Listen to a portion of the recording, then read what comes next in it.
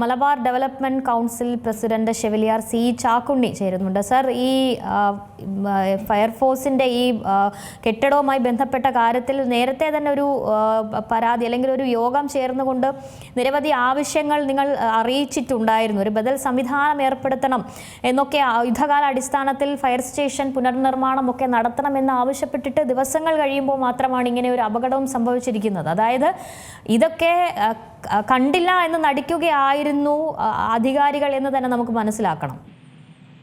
നമുക്ക് ഈ കാര്യത്തില് ആദ്യമായിട്ട് പറയാനുള്ളത്, ഇത്രയും വലിയ തീപിടുത്തുണ്ടായിട്ട് ആൾനാശം സംഭവിച്ചില്ല എന്ന് മാത്രം ആശ്വാസം. മറ്റെല്ലാം അനാസ്ഥയുടെ ഉദാഹരണമാണ്. ഇപ്പൊ പരസ്പരം പഴിചാരാതെ ഇതിന് അടിയന്തര നടപടികളാണ് വേണ്ടത്. 2023 തോന്നുന്നു ഫയർ സ്റ്റേഷൻ അന്ന് തന്നെ ഞങ്ങൾ ഇതിന്റെ ആവശ്യകത ചൂണ്ടിക്കാട്ടിയതാ. ഇത് സംഭവിച്ചതിന്റെ കാരണം എന്താ? ഇത്രയും വലിയൊരു നഗരത്തില് വളരെ ജനങ്ങൾക്കൊരു രക്ഷ ആശ്വാസം ഫയർ സ്റ്റേഷൻ പൊളിച്ച് 1.5 കൊല്ലത്തിന് മേലെയായിട്ടും ഒരു ബദൽ സംവിധാനം ഏർപ്പെടുത്തിയിട്ടില്ല. അന്ന് തന്നെ ഞങ്ങൾ ബഹുമാനപ്പെട്ട മുഖ്യമന്ത്രിയെ, ഞങ്ങളും ഫയർ അസോസിയേഷൻ സംസ്ഥാന പ്രസിഡന്റും തിരുവനന്തപുരത്ത് പോവുകയും ബഹുമാനപ്പെട്ട മുഖ്യമന്ത്രി അതിന് നിർദ്ദേശം നൽകുകയും ഫയർ ആൻഡ് റെസ്ക്യൂ ഡയറക്ടർ അദ്ദേഹം നിർദ്ദേശം കൊടുക്കുകയെല്ലാം ചെയ്ത് മലബാർ ഡെവലപ്മെന്റ് കൗൺസിൽ ഒരു കോർപ്പറേറ്റ് സ്ഥാപനം പുതിയ ഫയർ സ്റ്റേഷന്റെ പണി തീരുന്നവരെ 40 സെന്റ് സ്ഥലത്തിൽ സൗജന്യമായി പണിത കൊടുക്കാനുള്ള സമ്മതം കൊടുക്കുകയും ബഹുമാനപ്പെട്ട മുഖ്യമന്ത്രി നിർദ്ദേശപ്രകാരവും ഫയർ ഡയറക്ടറൊക്കെ നിർദ്ദേശം അതിനെല്ലാ അനുമതിയും കിട്ടി. അവർ സ്ഥലം സന്ദർശിച്ചു. ആ സ്ഥലം പോരെങ്കിൽ സർക്കാർ ഉടമസ്ഥയുള്ള പല സ്ഥലങ്ങൾ ചൂണ്ടിക്കാണിച്ചു. ആ സ്ഥലങ്ങളൊന്നും പരിഗണിച്ചില്ല എന്ന് മാത്രമല്ല, ഇത് ക്ഷണിച്ചു വരുത്തൊരു അപകടം. അതിന് ഇനിയും നീട്ടിക്കൊണ്ട് ഞങ്ങൾ നവകേരള സദസ്സിൽ പറഞ്ഞു. കഴിഞ്ഞ ദിവസം ബഹുമാനപ്പെട്ട മുഖ്യമന്ത്രി ഇവിടെ ഒരു ജില്ലാ അവലോകനത്തിൽ വന്നപ്പോൾ അദ്ദേഹത്തിന്റെ ശ്രദ്ധപ്പെടുത്തി അദ്ദേഹത്തിന്റെ ആവശ്യപ്പെടാൻ ഞങ്ങൾ ഗസ്റ്റ് ഹൗസ് ബോർഡിൽ സംസാരിച്ചു.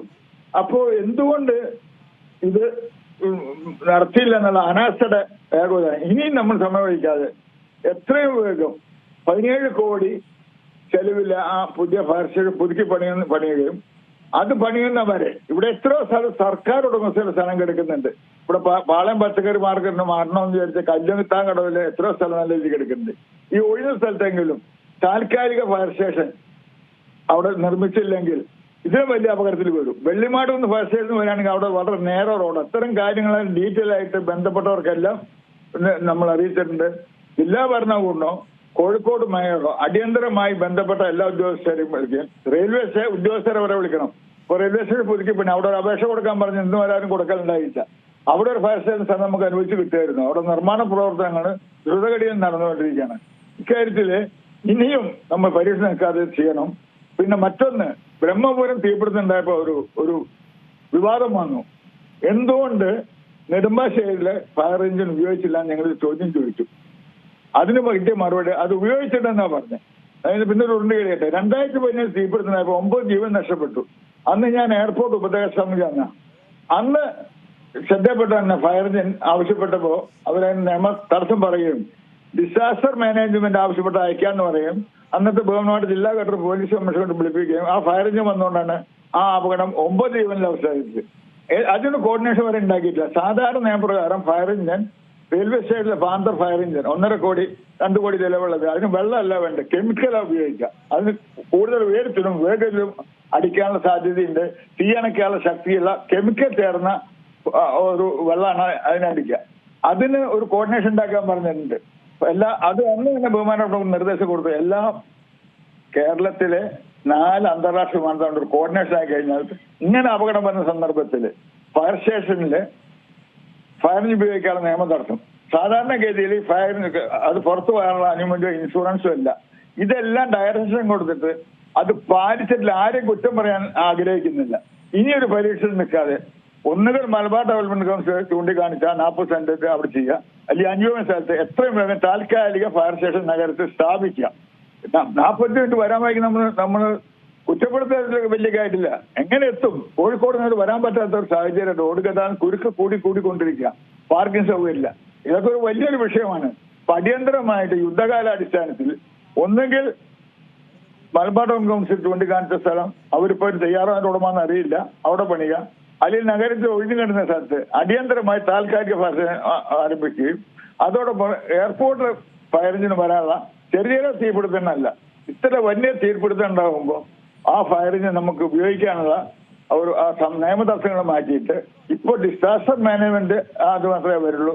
ഇക്കാര്യത്തിൽ അടിയന്തരമായിട്ട് ഇന്ന് തന്നെ ബഹുമാനപ്പെട്ട ജില്ലാ കളക്ടറോ മേയറോ യോഗം വിളിക്കണം. അതിൽ റെയിൽവേയുടെ ഉദ്യോഗസ്ഥർ വേണം. പുതിയ റെയിൽവേ സ്റ്റേഷൻ പുതുക്കി പണിയുമ്പോൾ അവിടെ നഗരത്തിലെ അടിയന്തരാവസ്ഥയിൽ 1-2 എഞ്ചിൻ നിർത്താൻ അന്നൊരു ഉറപ്പ് തന്നിരുന്നു 2017 GH റോഡിലെ ഫയർ എഞ്ചിൻ സ്ഥിരം ഉണ്ടാവും എന്ന് പറഞ്ഞിട്ട്. കഴിഞ്ഞതിനെ പറ്റി നമ്മൾ പറഞ്ഞിട്ടോ കുറ്റപ്പെടുത്തിയിട്ടോ കാര്യമില്ല. വളരെ ആശങ്കയിലാണ് എല്ലാവരും. അതോടൊപ്പം ഈ നഷ്ടം സംഭവിച്ചവർക്ക് അടിയന്തര സാമ്പത്തിക സഹായം നൽകണം, സംവിധാനം നൽകണം. മറ്റേ അന്വേഷണമൊക്കെ ഒരു മുറക്കി നടക്കട്ടെ. ഇങ്ങനെ ഇനി മറ്റൊരു ഇഷ്യൂ വരുമ്പോൾ ഇത് നമ്മൾ മറക്കരുത്. ഇതിന് അങ്ങനെ ഏറ്റവും കൂടുതൽ മുൻഗണന കൊടുക്കേണ്ട ഒരു കാര്യമാണ് ഈ തീപിടുത്തം. അത് കൂടിക്കൊണ്ടുവരിക. അതിൽ എല്ലാ ഭാഗത്തും അശ്രദ്ധയുണ്ട്. കോണിപ്പടിയിലൊക്കെ സാധാരണ സൂക്ഷിക്കുന്നുണ്ട്, കെട്ടിട ഉപയോഗിക്കുന്നവർക്ക് മിസ്റ്റേക്ക് ഉണ്ട്, കെട്ടിട ഉടമകളുടെ മിസ്റ്റേക്ക് ഉണ്ട്, അധികാരികൾക്ക് മിസ്റ്റേക്ക് ഉണ്ട്. മിസ്റ്റേക്ക് പറയാൻ ഒരുപാട് മിസ്റ്റേക്ക് പറയുന്നുണ്ട്. മിസ്റ്റേക്ക് അല്ല പറയുന്നത്. ഇനിയെങ്കിലും ഇതിനൊരു പാഠം പഠിച്ചിട്ട് ഇതിന് അടിയന്തര പരിഹാരം കണ്ടില്ലെങ്കിൽ കൂടുതൽ അനിഷ്ട സംഭവങ്ങൾ സംഭവിക്കുമെന്നുള്ള കാര്യത്തിൽ അത് പറയാതിരിക്കാൻ നിവൃത്തിയില്ല. നവകേരള സഭയുടെ ആവശ്യം ഞങ്ങൾ ഉന്നയിച്ചു. അതുപോലെ കഴിഞ്ഞ ദിവസം അവലോകന യോഗത്തിൽ ഈ ആവശ്യം ബഹുമാനപ്പെട്ട മുഖ്യമന്ത്രി സശ്രദ്ധം കേട്ടിട്ടുണ്ട്, നിർദ്ദേശം കൊടുത്തു. അതിന്റെ പകർപ്പ് അന്ന് തന്നെ ജില്ലാ കളക്ടർക്ക് എത്തിച്ചിട്ടുണ്ട്. ബഹുമാനപ്പെട്ട റിയാസ് മിനിസ്റ്റർ ഇക്കാര്യത്തിൽ താല്പര്യത്തിലുണ്ട്. എന്തുകൊണ്ടോ കാര്യങ്ങൾ നടക്കുന്നില്ല. ശരിയാണ് സാർ, വളരെ നന്ദി. ഏതായാലും ഇത്തരം കാര്യങ്ങളിൽ അനാസ്ഥ കാണിക്കുന്നത് ഒരുപാട് ജീവനുകൾക്ക് കൂടി നമ്മൾ കണക്ക് പറയേണ്ടി വരും എന്നുള്ള, അല്ലെങ്കിൽ മറുപടി പറയേണ്ടി വരും എന്നുള്ളത് തന്നെയാണ്.